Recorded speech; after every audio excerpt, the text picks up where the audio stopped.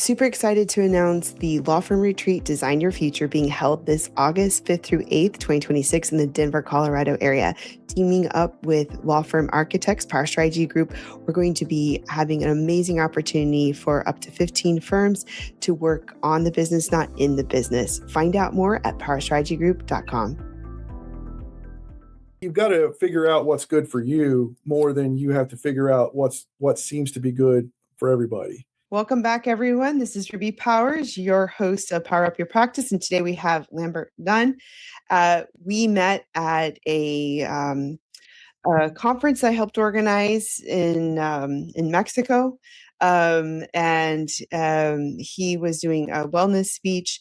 He's a full-time lawyer with a firm, and I'm just excited to have him because we bumped into each other somewhere on the resort at the conference, and somehow you just started telling me your story, and I just was like enthralled. I was just like, this is I couldn't walk away, and I was like, we need to have you on the resilience series. So welcome to the show, and I guess tell us a little bit about about yourself, and then we'll keep going. So I mainly practice in Western Oklahoma. Okay. I have practiced all over the country. I've flown around, done different things. I used to be hired just to take recorded statements, investigate things. And so I would fly to like Nebraska, Colorado, Nashville, take statements, depositions, litigation tactics, things like that, as a younger lawyer. I have my own practice, so I do what I want and I take the cases I want. And what happened was everybody started asking me about, can you help me with this? Can you help me with that? And I found out I was actually filling out forms for other immigration attorneys' offices. And so I was doing all the work for the immigration attorneys, and I was just doing it for free because these were my friends and family. And so I joined AILA a dozen years ago, maybe, and I learned it from the bottom up through AILA. Oh, okay. And for those listening who don't know, because we have different practice types, AILA is the American Immigration Lawyers Association. So what got you into the practice, becoming a lawyer? I had a lot of friends growing up who went to jail, would be a part of that. And I actually, I got into a fight when I was a junior, and I got charged with assault, and I tried my own case and won.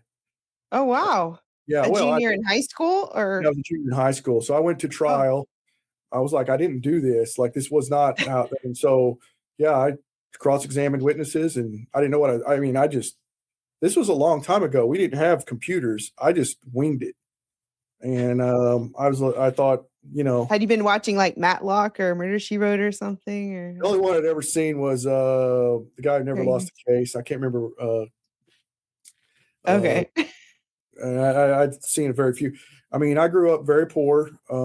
My dad and I shared a bedroom until I was 19. We only had 2 bedrooms in our house. Our house is about 400 square feet total. And so very small. We were very, very poor. Dad was making like $7.80 an hour, raising 2 kids by himself. So I don't know how we made it either. But we had money to go fishing and hunting, and we made it, and that was kind of the deal. So I knew all the lawyers' kids had lots of land, and so I kind of thought, well, maybe this is something I could do, and then maybe I'll do what those people do. So I loved history, and I loved constitutional law, and I still love constitutional law. I've been up to the circuit court a few times arguing constitutional law. Now, I don't encourage you to go look those cases up because I lost and I cost people rights. Okay. So I've been interviewed by when the New York Times calls you to talk about your loss, you know it's not good. So, but that's happened. No one ever calls me on the ones I win. So. Well, so you get success as a junior in high school and at your take at practicing, well, before you become a lawyer, but then you were telling me before we started about how when you got licensed or you graduated, like what happened soon afterwards? So as soon as I couldn't, my first year of law school, like we used to have to handwrite our tests. For those of you who don't remember that, my handwriting is terrible. I dropped a basketball goal in my hand and my hand doesn't open. So I have very shaky handwriting. And so you can't read my writing, and everything was written in those stupid blue books. And so my grades were okay, but they weren't great because you can't read my writing. And so I uh, um, went and found somebody to hire me, and they hired me, and it was a plaintiff's attorney. And so for the first, I didn't even see the guy for like a month, and I was just writing motions, doing everything for You him. had graduated or gotten No, I licensed? hadn't graduated yet. I got my intern's license, and so okay, got it. I'm in school still, but I'm got a full license to go in the courts and do stuff. And so I'm doing all this stuff. Never saw the guy, and I won like I guess 7 or 8 motions in a row just on the briefs. Yeah, I just again didn't even know what I was doing. And then as soon as I took the bar, we started a 3-week trial the day after. I tried it on the intern's license. So we did a 3-week trial. Sued Nissan, lost. You ever see a lawyer cry after court? I've done it. I've seen it many times. So I mean, cases mean a lot more when you're out a few $100,000. So, but yeah, we lost that one, and then I got to try another 6-week case soon after that they won. So yeah, I had a lot of litigation experience right out the boot. This episode is sponsored by Candle AI, the legal email assistant that helps legal teams spend less time on client emails. You heard me right, spending less time on emails. Candle AI works with both Gmail and Outlook, so you don't have to learn a new tool. And then it connects with popular case management systems like Clio, Filevine, INSSoom, and more to come. It instantly shows you your case and the client details the moment you open a client email, and right inside your inbox. And then that means less context switching and time spent jumping to different tabs to figure out what you need to respond. Candle can also draft context-aware responses to client emails and makes it easy to create, edit, and manage your email templates. If you want to save time and take back control of your inbox, check out Candle AI. I highly suggest it. So when did you start your own practice? Actually, since day one, I started hiring out as a contractor. Oh, and okay. So no one wants to do what I do. Civil cases that aren't insurance backed and are not like a plaintiff's case, no one wants that. So I take a lot of these cases that maybe an attorney needs help on, or somebody wants to sue, a company wants to sue whoever did their parking lot. And so I'll do that. And I do it cheaper than some of the bigger firms. So that's what I did at the beginning. And I also represent individuals. And so I've tried criminal cases. I've actually been on death row. I've done capital cases. I've been on CNN because my client murdered somebody and buried her in the woods. I've seen it all on that aspect. So it wasn't nothing. The first time I actually, I got sworn in like at 11 o'clock on a Tuesday. An attorney had hired me to go cover a docket on that he had contracted out with a county here to do their indigent defense docket. And so I went down there, and all I was supposed to do was 5 cases, 5 child support warrant cases. And all you got to do is say, you got any money? Okay. Well, then the case goes away. The district judge comes down in this small county and says, I need you upstairs. In the associate's courtroom. And I was like, okay, no, I'm just here for these 5 cases. And he said, no, you work for him today. You're coming up there. And so I was set down in the associate judge's courtroom. And on the first day I had sworn in to practice law, I did a rape 1 preliminary hearing. Scared to death. Luckily, it was pretty clear that this guy had done it. So there wasn't any big loss. But wait, did you an associate judge for the moment? Yeah, well, if the associate judge does the preliminary hearing on that. Wow. So anyway, I'm cussing the attorney like crazy. I'm cussing him like in my mind, and I don't know. I've never really sat through a preliminary hearing before. I kind of got a gist of it.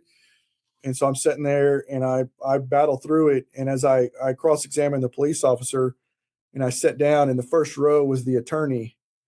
He was there the whole time watching me. He threw me into the fire on purpose. And he was there the whole time. He's like, yeah, you did a good job. And so, Oh, wow. yeah. So yeah, he's a 30-year lawyer at the time. And so that was my first day in the fire. And so, after that, everything was pretty easy. So you find something you didn't know, you just kind of went. So you seem to be very adventurous or willing to take risks. I think a lot of attorneys wouldn't be willing to try so many different practice types or with little knowledge or experience. Well, immigration attorneys are one that kills me. And I talk to a lot of immigration attorneys, so I always go back to that. The forms, okay? The forms have these little boxes, and you got to type into those boxes. Well, sometimes it's like a yes or no question. I don't accept that. I'll write there on the side. I'll write all the way down the side. Like, no, this doesn't apply. This is wrong. I don't acknowledge. None of the responses are available on the phone. Yeah. So I'll try that stuff. I mean, if I have been beaten by lawyers who shouldn't have even. I don't know how they got their shoes on, and I've been smoked by them in court, and that's happened.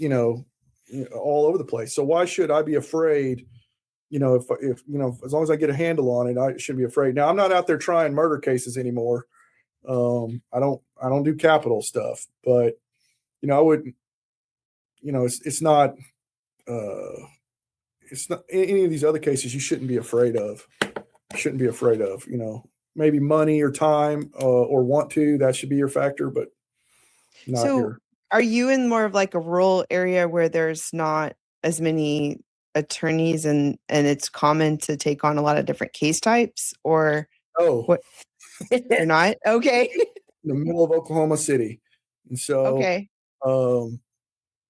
I do practice a lot in Western Oklahoma, and there's hardly any attorneys out there.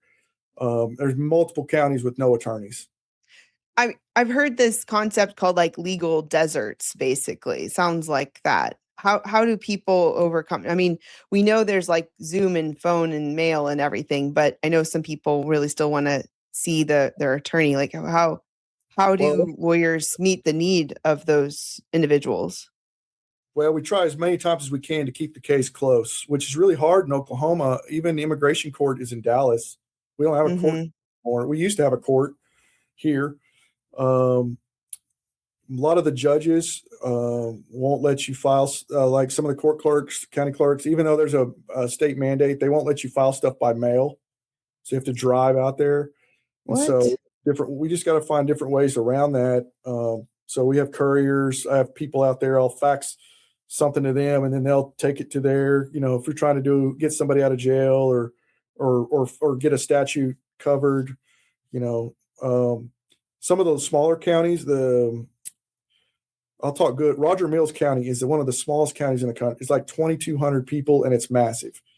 They have online court filing, they've done online court, all this stuff. And I don't know why the counties can't get on board with that, but it's like Oklahoma County, which is where Oklahoma City is, Tulsa County, and then Roger Mills County, population 2,000 on a day when everybody's home for spring break. So, yeah, I mean, there's nobody out there. There's more deer killed in Roger Mills County than there are people. Wow. And I think that's good. That's good exposure for the podcast for all the different practice types and all the different environments that people have. I mean, like you and I both practice federal immigration. You also have other practice areas. But I have clients I've never met in person. They're all over the country, all over the world, and U.S. immigration matters. But when it has to be, when you're held back by the technology or the geography, it just sort of humbles you and it makes you have to be resourceful to overcome that. Yeah, I mean, I look the part, so I don't really get it as much. I mean, I got the accent. My family's from North Louisiana, so I fit into a lot of places, and I'm at least curious enough that you're not going to, vetoed me right off the bat. But if I was a young attorney, 26, 27-year-old attorney, it would be difficult to go into some of these courtrooms and, face off against, Johnny attorney over there has been practicing 47 years and, knows the judge, went to school with the kid's judge, his wife worked Yeah. together. They see each other all the time. That's difficult. That's difficult to do. And so, getting hometown is a real deal. And you see that in immigration court too. I know her, so I'll listen to her argument. But you, buddy, you're probably it can be hard to establish your reputation, and then even with a lot of the judges all over the country, you don't even know who your judge is going to be assigned nowadays. So you were sharing this story with me. You were about to go on a trip. Your doctor is your friend, and the doctor calls you and he says, right, this is about 10 years into my practice, and I was going to Red River, New Mexico before school started. And so I had went into the for what do you call it, your yearly checkup. mm-hmm. And so I get a yearly checkup because my doctor gets to charge for it. So he would call me, and he was like right down the street at the time. He's since passed away, but he would call me and say, it's the staff would call me like, your yearly checkup's there. And I said, okay. So I scheduled it. I was like, well, I'm going to leave I'll do this on Monday. I'm leaving on like Wednesday or Tuesday. So while I'm in there, he actually, I take off my shirt, and as you can tell, I'm very pasty white. Anyway, he took a skin sample off my back. He said he's like, this is nothing, but I'm going to test it anyway. So anyway, he calls me 2 days later. And when you get bad news from a doctor, it's usually the nurse that calls and says, would you please hold for Dr. What? Uh-huh. And so she called and said, would you please hold for doctor? And I said, do I have cancer or something? And she goes, yeah, but he's going to have to tell you that. And oh my gosh. So I'm loading up some suitcases, and he said, listen, you're like at stage 2, 3. You're going to have to go. You need to come in. I need to take another look at it, and I need to set you up I got you an appointment for tomorrow morning with this cancer doctor. And I said, I'm leaving. I'm not dealing with this today. So I just packed up and left. I didn't even go. And so I called the doctor, and I got an appointment for like a week. And she's like, get your affairs in order, blah, blah, blah. And then she's like, your next appointment is 4 weeks from now. And it's just, and so that's pretty common if you've ever been in a situation. Hurry up and wait. Yeah. So yeah, that was and so I eventually ended up having surgery, and we were able to get it all. So that was a good deal. So it was like a skin cancer? I had my spine. Oh, on your spine. Yeah, it was actually up against it was like wrapped up under the bone, but actually we were able to exercise it all. Multiple PET scans later, I'm still clean. I actually did develop it later. I think it was on my leg, and they got rid of that. That wasn't the problem. That wasn't as deep or nothing. But being pasty white, I'd always put sunscreen on my face, and just a shirt, but the shirts aren't enough. And so I didn't know that. Things I didn't know. So when I growing up in law school and in law school, I was hired by a bunch of rich people I would take their driveways out with a sledgehammer. So it would save them thousands of dollars, and I would do it for hundreds of dollars. And so I'd just be out there just breaking it all up with a hammer, loading it in my pickup and getting rid of the asphalt. And so then they'd have somebody else come in and redo it. I just remove that stuff. And so, you always put your back to the sun. And so that's probably what happened. So, but when you were going through that, didn't you also have some other complications, or you were still trying to run your firm? Yes. I was running my firm. I had the doctor I had was probably not the best surgeon. And he died within like a month of doing my surgery. And I think I've seen the records. I can't prove it, but I'm pretty sure that I had a misdiagnosis of anesthesia.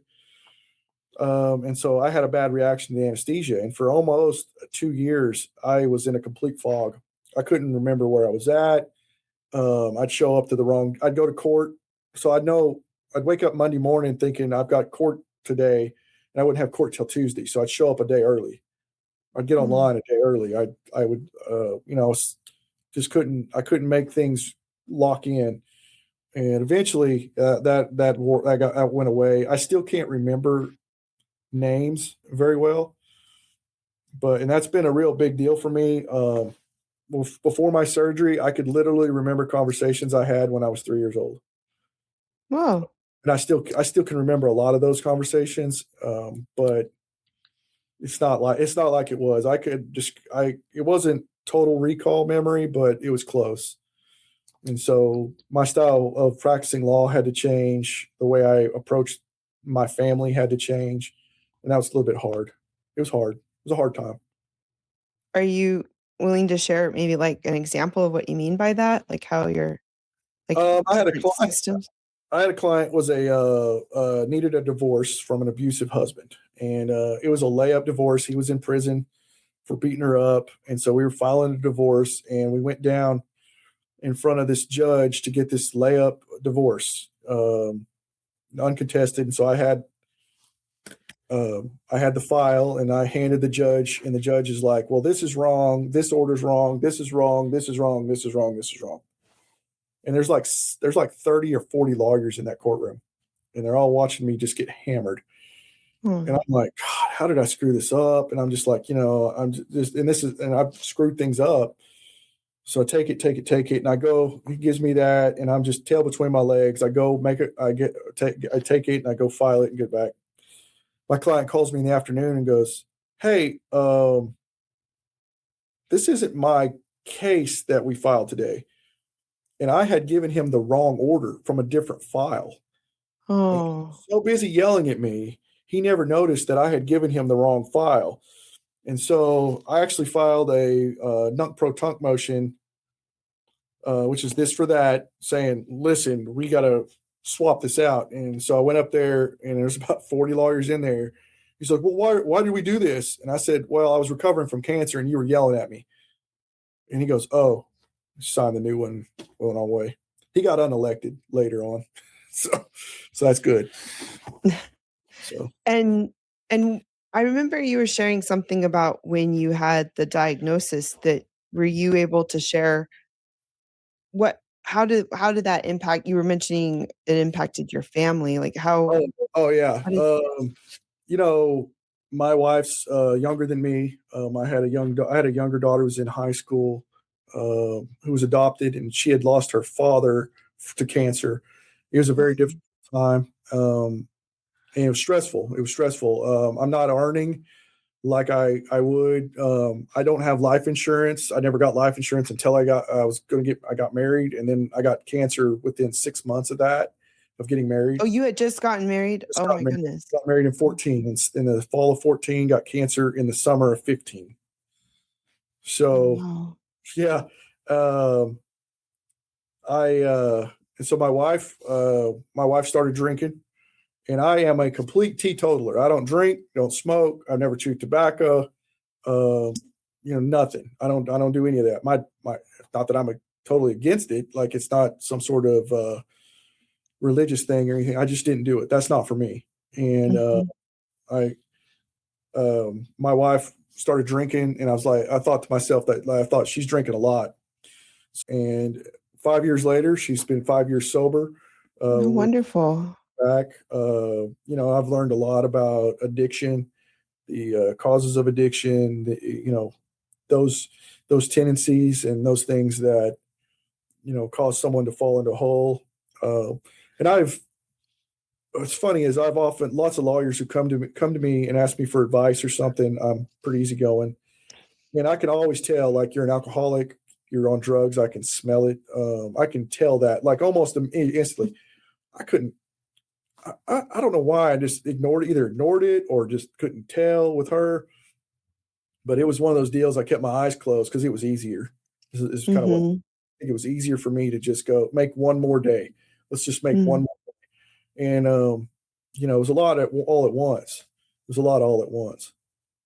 So, Well, it sound what I mean, wow, there's just you went through so much in such over a long period of time and in a short period of time. And what would you tell people who are going through a tough time or or having some adversity, whether it's in the running their law firm or their practice, I mean, or with their family or health? well, you've got to figure out what's good for you more than you have to figure out what seems to be good for everybody. You don't need to make you need to make enough money to just get by. You don't need to be if you're taking cases to pay off another case, that's bad magic. You need to figure out, you know, where you can be and what's comfortable, because the more money you make, your standard of living rises with it. And so you Mhm. try not to get those golden handcuffs on you where I can't change. I have to take this case because if I don't, they're going to repossess my house or my car and foreclose on my house. And so what I did was I scaled back. I got I moved closer to the office. I had two small kids at the time. I took them where I could, because now I'm a single parent. I had to go pick them up while she was in recovery. I had to go pick them up. I had to do that. I had to take care of them when they're sick, and I got some good staff. I had to help me work around all that.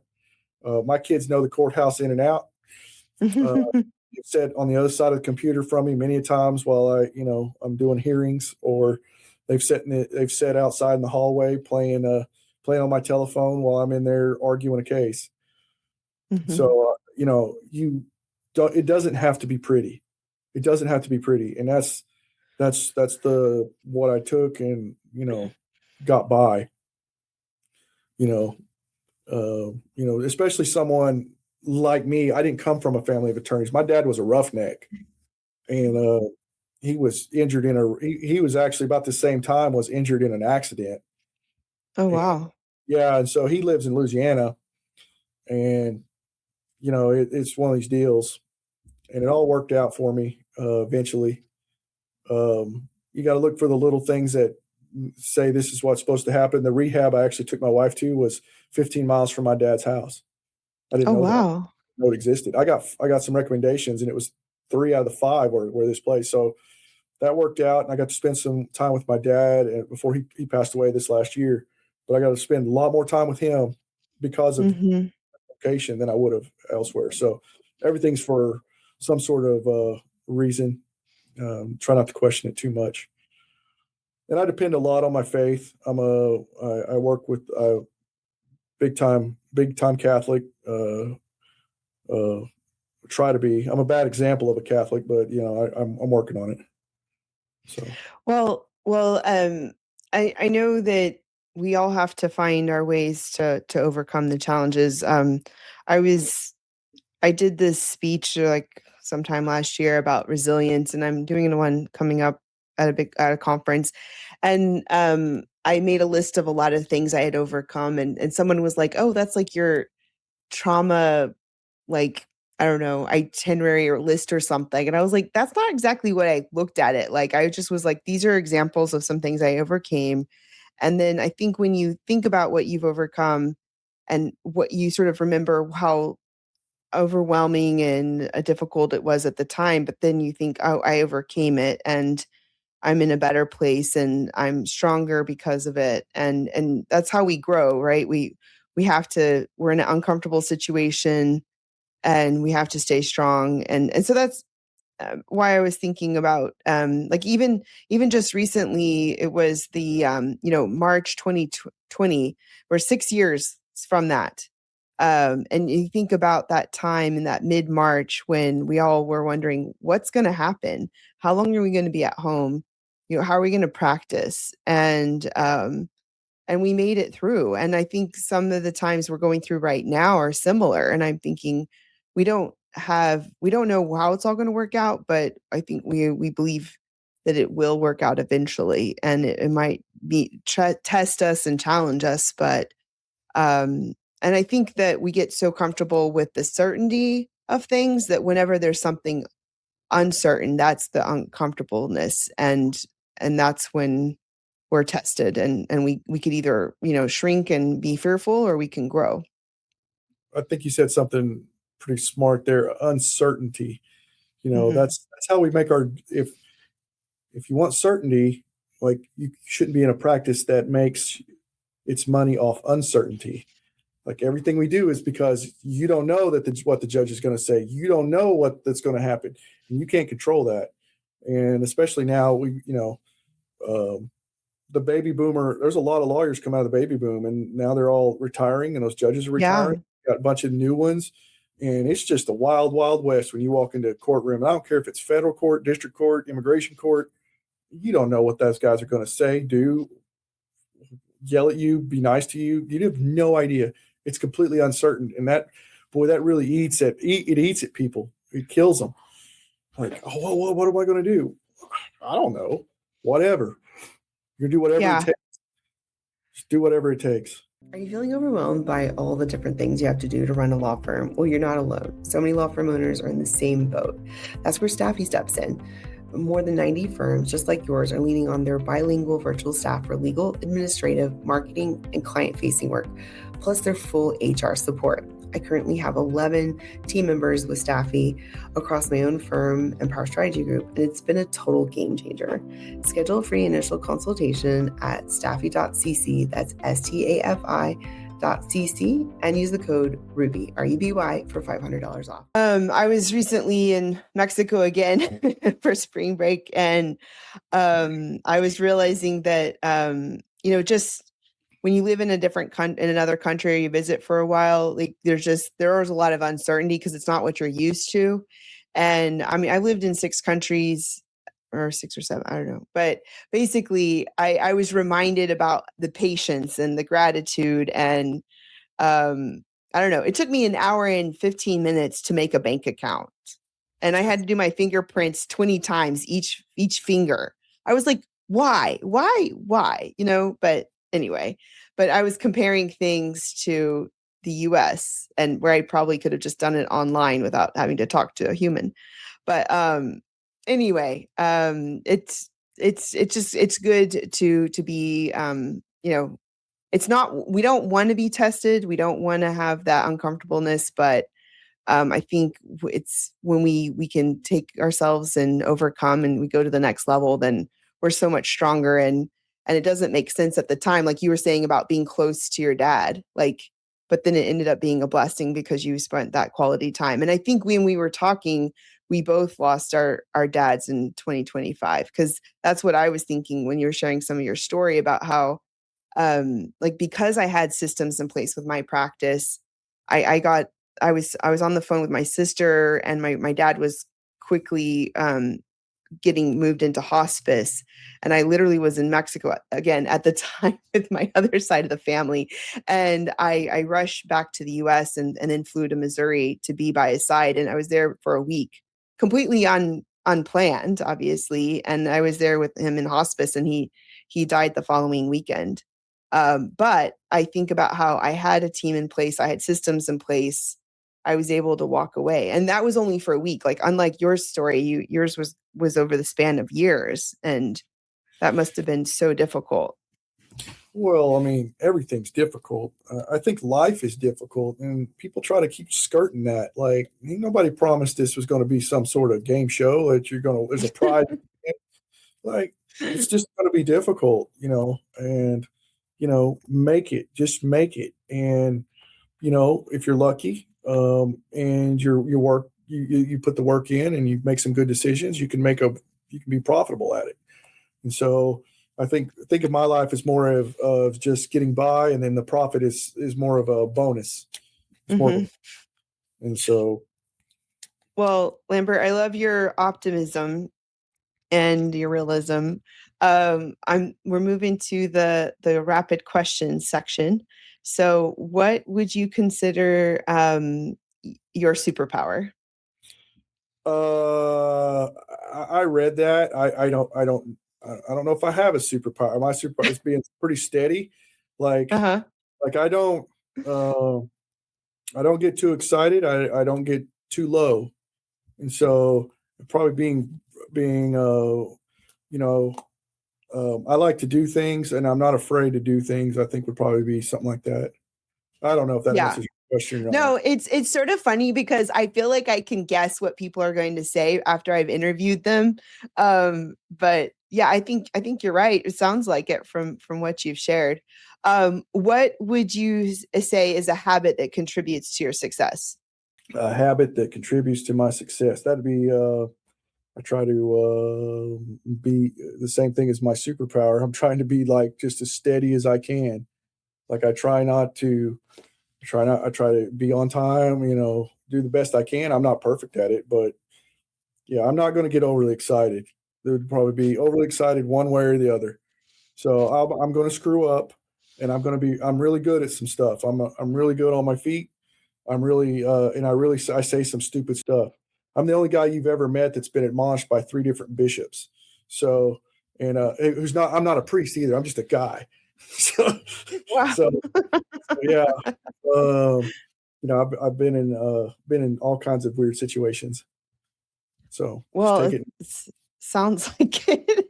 And for those listening, before we started, like I asked him, I was like, "Are you okay talking about these things?" And he's like, "Yeah, I am." So I'm like, "Okay, fine." I just wanted to make sure you felt comfortable. Yeah, I've got. I'm a little overly honest. Maybe that's because besides the cancer scare, I've also almost died a couple times from injuries and other things when I was younger. And so I'm kind of burnt on just holding back a little bit. So I'll just say what I need to say. I'm not out to like be like Mhm. I'll tell you what I think. I've seen enough MAGA hats to know that. But I don't. There's nothing I need to hide. I just am who I am. What is your favorite board game or card game? Any game? I don't know, man. I got kids from the age of 7 to 27, and Oh wow. so yeah, mistakes were made. Um, so um, So do you you know, play games with your kids? Shoots and Ladders is a game that's Uh-huh. frustrating because it's based on pure random luck, and I hate that game. Yeah. Um, and I mean, I'm what fun is there to play a game that's just based on luck? Like, I think there should be a rating of like skill and luck, and then like the ones that are more about skill, those are harder. only And skill you you can have can, in that game with my family is keeping them from cheating. Like they're the most. I don't know. I didn't teach any of them to count. Um, like it's the most frustrating damn game I've ever I play. And so yeah, I don't know. I've never played a game of chess till this year. I played a game of chess, okay. so I thought that was pretty neat. So I knew the kids with some of the kids in my grade school had a chess board, and I didn't know what that was. I was in like 6th grade, and so I'd never seen a chessboard before. And so, of course, I grew up in rural Oklahoma. Like we didn't have a lot. Yeah. Well, my brother and my dad played chess against each other, but I didn't dare get involved in that because it was at some point my brother beat him and then that was it. But what would you consider a podcast or a book you'd recommend to listeners?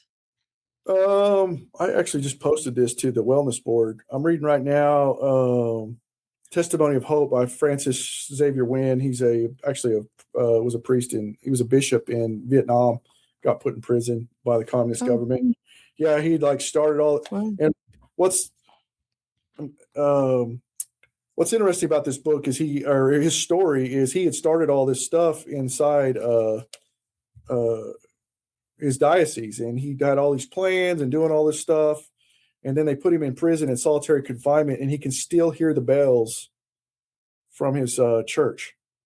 Oh, So wow. he can hear the bells, and he can't do anything, and all those things that he started went away, and so he lost hope, completely lost hope, and eventually he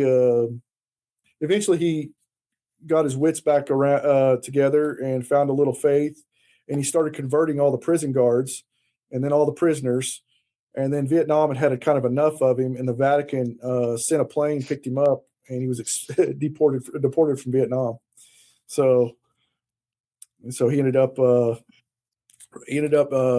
at the Vatican for the rest of his life. Never returned to Vietnam. Oh, wow. Yeah, So it sounds like he was in prison for 13 years and 9 of them in solitary confinement. yeah, it's Oh like my, something like oh that. my, wow. Well, Lambert, you don't find someone like you very often. I'm glad to have you on my podcast. I'm trying. No, So, I mean, so you're really honest, you're brave, you try things. It's refreshing. And I think it's great to have someone on that represents that practices in a part of the country we haven't had guests from, and sort of brings a different perspective. I try to have people that have their firms or managed firms or that of all different shapes and sizes, practice areas, different regions of the country. And I think it all brings things perspective because each one of our days can be so different, and yet we can have so many similarities. yeah, you got to find something. I got interviewed by a pretty big firm about 10 years ago. They wanted me to come work for them and be like some sort of fixer for them. Uh-huh. And I was talking to them, and the money was insane. And I said, y'all probably don't take the first week of deer season off, do you? And they both looked at me. I said, I don't think we're going to be able to come to an agreement, boys. And they flew in and flew out same day. So, well, you are like the only guest we've had that has like deer on the wall. yeah, I'm not. And it, in the wellness industry, like the wellness speaking stuff, I do not fit in. I'm not, I don't like going on about some sob story about my life. Or like I was struggling, I did this, and I lean conservative on most things. I talk about my faith a lot, and that just does not happen in the they want to talk about yoga and they want to talk about meditation, but they don't want to talk about prayer. And I'm not here to force that down anybody, but there is a part of that appeal to a lot of people, and everybody's different and everybody needs different things. And so maybe that's where I fit in this. No, yeah, I definitely agree. I think a lot of what you said can resonate with our audience, and it's very inspirational. And I'm glad everything worked out in the end. I don't know about And, inspirational, but cautionary. Yeah. I think it could be both. So that's something else. Maybe your listeners are having problems and they need somebody to talk to. Feel free to you can contact me. I don't charge attorneys. I guess some people do, but I don't. If you need something to talk about something, I'll carve out some time. Well, actually, I was about to say, how can someone reach out to you, find you if they want to keep the conversation going and stay in touch? You can always you can just call my cell. It's 405-833-6308. You can just send me a text. I don't care. If I'm busy, I'm not going to answer it. So but yeah, I actually my cell phone was published in a church bulletin with 5,000 families for years. And yeah, I mean, I get weird people calling me all the time, different countries, all over the world. So note to listeners, be that weird person that calls them. No, just you can text me if you want to talk, and so I'll talk with you, and maybe I've been down that road with the bad spouse or the bad situation or the running out of money. I mean, I did all of it basically simultaneously. So yeah, I mean, you file for bankruptcy, divorce, and a guardianship all at once. It's kind of where you're at. So yeah. Well, Lambert, thanks for sharing your story and keep staying strong and having that overcome anything is overcomable attitude and perspective, and being so generous with your time and giving back to those in need that you feel that you can be inspiration or cautionary tale or what have you for them as well. I appreciate you having me on. It's been fun. All right. Well, you take care, and thanks for being part of our resilience series. We appreciate it. All right. Thank you. Well, thanks everyone for listening. We'll see you next time. Take care. Thank you for tuning in to Power Up Your Practice. I'm Ruby Powers, and it's been a pleasure sharing this time with you. We love your reviews. So if you enjoyed today's episode, please leave us one and share this podcast with someone else so that they can know what you've been learning on our show. And make sure to check out the Power Up Your Practice book. It's available in paperback and Kindle on Amazon. It's packed with 25 chapters of strategies to grow and streamline your firm. And we also have the free Power Hub community on School to keep the conversation going in between the episodes. So make sure to keep powering up your practice, and we'll see you next time.